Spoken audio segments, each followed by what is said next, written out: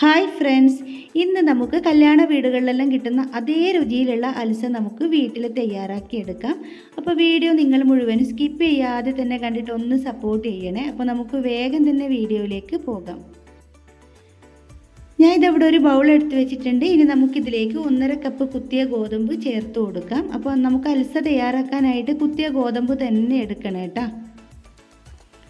ഇനി നമുക്കിത് നല്ലതുപോലെ തന്നെ ഒരു 3-4 പ്രാവശ്യം ഒന്ന് കഴുകിയെടുക്കണം. അപ്പോൾ ഞാൻ ഇതവിടെ ഗോതമ്പ് നന്നായിട്ട് തന്നെ കഴുകിയെടുക്കുന്നുണ്ട്. അങ്ങനെ ഞാൻ ഇതവിടെ ഗോതമ്പ് നന്നായിട്ട് കഴുകിയെടുത്തിട്ടുണ്ട്. ഇനി നമുക്കിത് കുതിർത്ത് വെക്കണം. ഒരു 4 മണിക്കൂറെങ്കിലും ഒന്ന് കുതിരാനായിട്ട് വെക്കണം കേട്ടോ. അപ്പോൾ ഞാൻ ഇതവിടെ ഗോതമ്പ് മുങ്ങിക്കിടക്കാൻ പാകത്തിന് വെള്ളം ഒഴിച്ച് കൊടുത്തിട്ടുണ്ട്.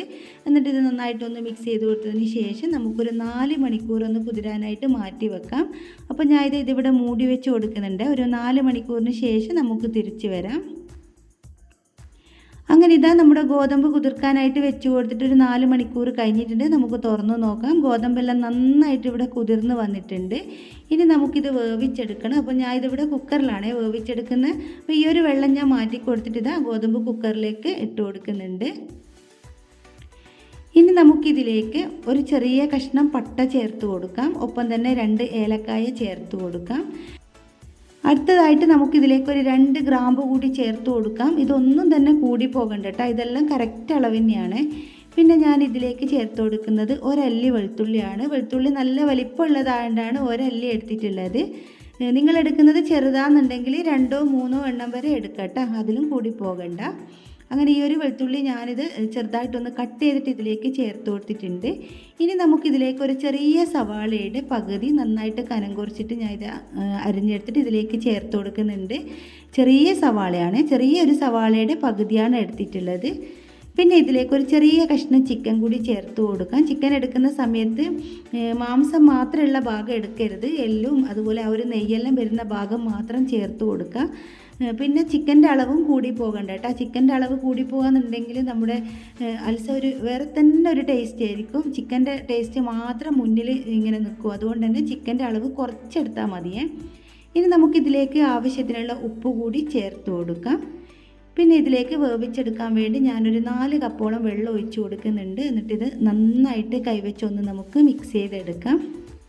അപ്പോൾ എൻ്റെ വീഡിയോ നിങ്ങൾ ഇതുവരെ സബ്സ്ക്രൈബ് ചെയ്യാതെയാണ് കണ്ടിട്ടുണ്ടെങ്കിൽ ഒന്ന് സബ്സ്ക്രൈബ് ചെയ്ത് സപ്പോർട്ട് ചെയ്യണേ. അതുപോലെ തന്നെ വീഡിയോ നിങ്ങൾക്ക് കണ്ടുകൊണ്ടിരിക്കുന്ന സമയത്ത് ഇഷ്ടമാവുകയെന്നുണ്ടെങ്കിൽ ഒന്ന് ലൈക്ക് ചെയ്യാനും മറക്കരുത് കേട്ടോ. അങ്ങനെ ഞാനിത് ഉപ്പ് നോക്കുമ്പോൾ ഉപ്പ് കുറച്ച് കുറവേനു. അങ്ങനെ ഞാൻ വീണ്ടും കുറച്ച് ഉപ്പ് കൂടി ചേർത്ത് കൊടുത്തിട്ട് നന്നായിട്ട് മിക്സ് ചെയ്ത് കൊടുത്തിട്ടുണ്ട്. ഇനി നമുക്കിത് മൂടി വെച്ചിട്ട് വേവിക്കാനായിട്ട് വെച്ച് കൊടുക്കാം. അപ്പോൾ നമുക്കിത് ആദ്യം ഹൈ ഫ്ലെയിമിൽ വെച്ച് കൊടുത്തിട്ട് ഒരു 4 വിസിൽ അടിഞ്ഞതിന് ശേഷം ഫ്ലെയിം നന്നായിട്ട് കുറച്ച് വെച്ചിട്ട് ഒരു 20-25 മിനിറ്റ് വരെ വേവിച്ചെടുക്കുക കേട്ടോ. ആ ഒരു സമയം കൊണ്ട് നന്നായിട്ട് തന്നെ ഗോതമ്പൊന്ന് വെന്ത് കിട്ടും. പിന്നെ ഞാൻ ഇതിലേക്ക് സ്റ്റൗവിലുള്ള തേങ്ങാപ്പാൽ കൂടി എടുത്തിട്ടുണ്ട്. ഞാനിവിടെ 2.5 കപ്പ് തേങ്ങാപ്പാലാണ് എടുത്തിട്ടുള്ളത്. ഒരു തേങ്ങ ചിരകി എടുത്തതിന് ശേഷം മിക്സിയുടെ ജാറിലിട്ടിട്ട് വെള്ളം ഒഴിച്ചിട്ട് നന്നായിട്ട് അരച്ചെടുത്തത് കേട്ടോ. മൊത്തത്തിൽ ഇവിടെ 2.5 കപ്പ് പാലാണ് ഉള്ളത്. 1-ാം പാല് 2-ാം പാലെന്ന് വേർതിരിച്ചിട്ടൊന്നുമില്ല. നന്നായിട്ട് തന്നെ കട്ടിയുള്ള പാൽ തന്നെയാണ് എടുത്തിട്ടുള്ളത്. അങ്ങനെ ഇത് നമ്മുടെ ഗോതമ്പ് ഇവിടെ നന്നായിട്ട് വെന്ത് കിട്ടിയിട്ടുണ്ട്. ഇതിൽ നിന്നും ഏലക്കായും പട്ടയും ഗ്രാമ്പും എല്ലാം ഞാനിവിടെ എടുത്ത് മാറ്റുന്നുണ്ട്. അപ്പോൾ എൻ്റെ വീഡിയോ നിങ്ങൾക്ക് കണ്ടുകൊണ്ടിരിക്കുന്ന സമയത്ത് ഇഷ്ടമാവുകയെന്നുണ്ടെങ്കിൽ ഒന്ന് ലൈക്ക് ചെയ്യാനും മറക്കരുത്. അങ്ങനെ ഞാൻ ഇത് ഇവിടെ നന്നായിട്ട് ഇതൊന്ന് മിക്സ് ചെയ്ത് കൊടുക്കുന്നുണ്ട്. ആ ഒരു സമയത്ത് നമ്മുടെ ചിക്കനെല്ലാം നന്നായിട്ട് തന്നെ വെന്ത് ആ ഒരു എല്ല് വേറെ തന്നെ കിട്ടിയിട്ടുണ്ട് കേട്ടോ. അതും കൂടി ഇതാ ഞാൻ ഇവിടെ എടുത്ത് മാറ്റുന്നുണ്ട്. ഇനി ഇത് നമുക്ക് ചെറുതായിട്ടൊന്ന് ചൂടാറി വരുന്നത് വരെ വെയിറ്റ് ചെയ്യാം. ചെറുതായിട്ടൊന്ന് ചൂടാറുന്ന സമയത്ത് നമുക്ക് മിക്സിയിലിട്ടിട്ട് ഇത് ഒന്ന് അടിച്ചെടുക്കണം. അപ്പോൾ ഇതാ ഈ ഒരു സമയം കൊണ്ട് ചെറുതായിട്ട് ചൂടെല്ലാം മാറി വന്നിട്ടുണ്ട്. ഞാൻ ഇതിവിടെ മിക്സിയുടെ ജാറിലേക്ക് ഇട്ട് കൊടുക്കുന്നുണ്ട്. 3 പ്രാവശ്യമായിട്ടാണ് ഞാൻ ഇവിടെ ഇത് അടിച്ചെടുക്കുന്നത്. അപ്പോൾ ഇത് ആദ്യം തന്നെ ഞാൻ ഇതവിടെ ഒരു 3 സ്പൂൺ ഇട്ട് കൊടുത്തിട്ട് നന്നായിട്ടൊന്ന് അടിച്ചെടുത്തിട്ടുണ്ട്. ഇനി ഇത് നമുക്കൊരു പാത്രത്തിലേക്ക് മാറ്റി കൊടുക്കാം. അങ്ങനെ ഞാൻ ഇതിവിടെ 3 പ്രാവശ്യമായിട്ട് മുഴുവനും അടിച്ചെടുത്തിട്ടുണ്ട്. ഇതെല്ലാം കൂടി ഇതാ ഞാൻ ഇവിടെ ഈ ഒരു പാത്രത്തിലേക്ക് മാറ്റി കൊടുക്കുന്നുണ്ട്. ഇത് കുറച്ച് ഇങ്ങനെ മിക്സിയുടെ ജാറിൽ നിന്ന് ഇങ്ങോട്ടേക്ക് വീഴാൻ കുറച്ച് ബുദ്ധിമുട്ടേനു കേട്ടോ. അങ്ങനെ ഞാൻ സ്പൂണെല്ലാം വെച്ചിട്ട് ഇതാ ഇതിൽ നിന്ന് മാറ്റി കൊടുക്കുന്നുണ്ട്.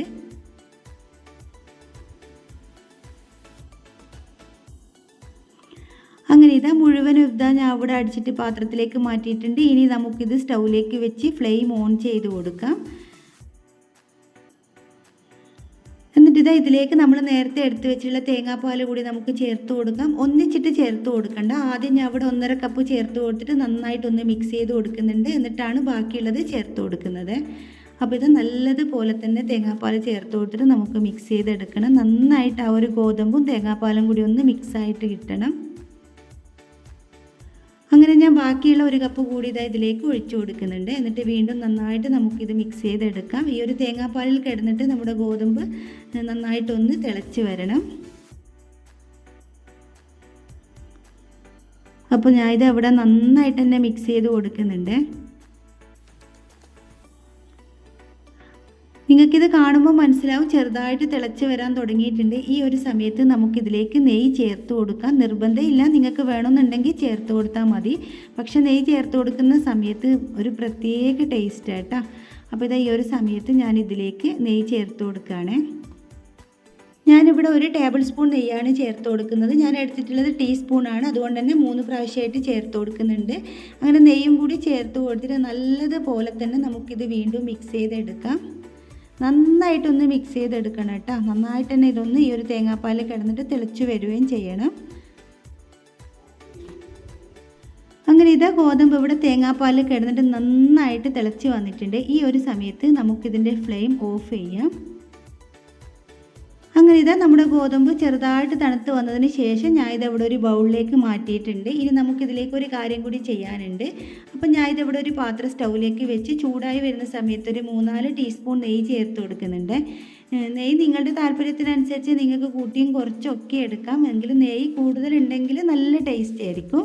നെയ്യ് ഒന്ന് നന്നായിട്ട് ചൂടായി വരുന്ന സമയത്ത് നമുക്കിതിലേക്ക് ഒരു ചെറിയ സവാളയുടെ പകുതി നന്നായിട്ട് കനം കുറച്ചിട്ട് ചേർത്ത് കൊടുക്കാം. എന്നിട്ട് ഈ ഒരു സവാള നല്ലതുപോലെ തന്നെ ഒന്ന് മൂപ്പിച്ചെടുക്കാം. അപ്പോൾ ഫ്ലെയിം കുറച്ച് വെച്ചിട്ട് വേണം സവാള മൂപ്പിച്ചെടുക്കാനായിട്ട്. സവാള ഒന്ന് നന്നായിട്ട് കളറ് മാറി വരുന്ന സമയത്ത് നമുക്കിതിലേക്ക് കുറച്ച് അണ്ടിപ്പരിപ്പ് കൂടി ചേർത്ത് കൊടുക്കാം. ഇനി നമ്മുടെ സവാളയും അണ്ടിപ്പരിപ്പെല്ലാം നന്നായിട്ട് തന്നെ ഒന്ന് മൂപ്പിച്ചെടുക്കണം.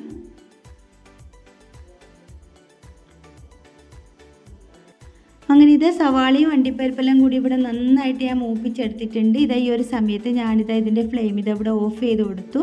ഇനി നമുക്കിത് നമ്മൾ എടുത്ത് വെച്ചിട്ടുള്ള അൽസയിലേക്ക് ഒഴിച്ചു കൊടുക്കാം. അപ്പോൾ നമുക്കിത് ചൂടോടെ തന്നെ അൽസയിലേക്ക് ചേർത്ത് കൊടുക്കാം കേട്ടോ. അൽസയും ഒരുപാട് തണുപ്പിച്ചെടുക്കരുത്. നല്ല ചൂടോടെ തന്നെ നല്ല ചൂടുള്ള അൽസയിലേക്ക് നല്ല ചൂടോടെ ഈ ഒരു നെയ്യും പിന്നെ അതുപോലെ ആ ഒരു സവാളയും അണ്ടിപ്പരിപ്പെല്ലാം കൂടി ചേർത്ത് കൊടുക്കുക. നമ്മൾ കല്യാണ വീടുകളിലെല്ലാം പോയി കഴിഞ്ഞാൽ കിട്ടുന്ന അതേ രുചിയും അതേ ഒരു സ്മെല്ലും ഒക്കെ ആട്ടോ ഈ ഒരു അൽസക്കും. അപ്പോൾ ഞാൻ ഇത് അവിടെ ചൂടോടെ തന്നെ കുറച്ച് പ്ലേറ്റിലേക്ക് മാറ്റി കൊടുത്തിട്ടുണ്ട്. ഇനി ഇതിൻ്റെ മുകളിലായിട്ട് നമുക്ക് കുറച്ച് പഞ്ചസാര ചേർത്ത് കൊടുത്തിട്ട് ചൂടോടെ നല്ല കട്ടൻ ചായയുടെ കൂടെ കഴിക്കാം. നല്ല ടേസ്റ്റ് ആട്ടോ. അങ്ങനെ ഇതാ നമ്മുടെ അടിപൊളി ടേസ്റ്റിലുള്ള കല്യാണ വീടുകളിൽ കിട്ടുന്ന അതേ രുചിയിലുള്ള അൽസേദ വീട്ടിലും തയ്യാറാക്കി എടുത്തിട്ടുണ്ട്. അപ്പോൾ വീഡിയോ നിങ്ങൾക്ക് എല്ലാവർക്കും ഇഷ്ടമായിട്ടുണ്ടാവുമെന്ന് വിചാരിക്കുന്നു. ഇഷ്ടപ്പെട്ടിട്ടുണ്ടെങ്കിൽ ലൈക്ക് ചെയ്യാനും ഷെയർ ചെയ്യാനും സബ്സ്ക്രൈബ് ചെയ്യാനും ഒന്നും മറക്കല്ലേ. പുതിയൊരു വീഡിയോ ആയിട്ട് നമുക്കിനി വീണ്ടും കാണാം.